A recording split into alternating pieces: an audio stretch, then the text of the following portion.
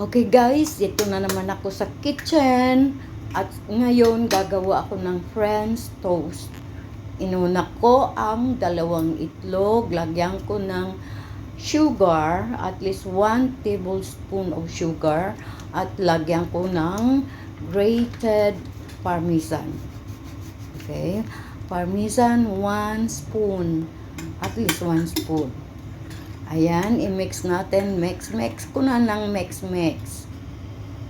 At ito na ngayon ang butter. Habang mainit na yung frying pan, lagyan ko na ng butter. Go! Ayan, sunod na natin ang toast. Ayan, lagyan muna natin, paigain muna natin dito sa beaten egg.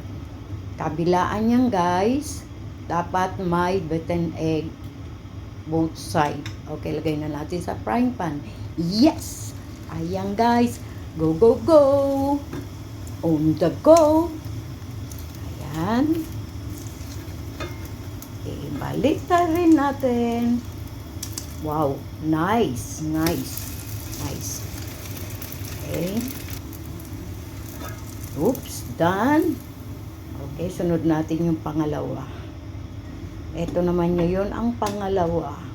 Guys, okay. At medyo hindi nalagyan yung gitna, kaya ibuhos ko itong tira dito sa plato. Yan, ganyan. Diba? Oh. Yan po ang aking simple French fries. Okay na, yan na. Baliktad na. Okay na yan. Okay na. Ilagay ko na ulit doon.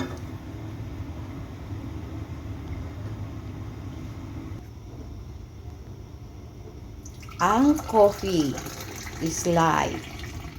Ayan guys. Breakfast tayo. Ngayon lagyan ko naman ng pinaka-last, honey.